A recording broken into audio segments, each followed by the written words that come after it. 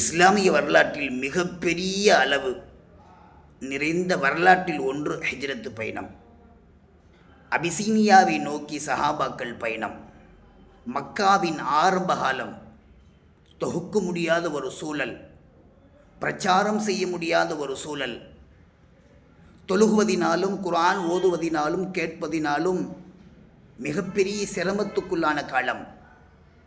நீங்கள் அபிசீனியாவுக்கு செல்லுங்கள், அந்த இடத்தில் நீதமான அரசர் இருக்கிறார்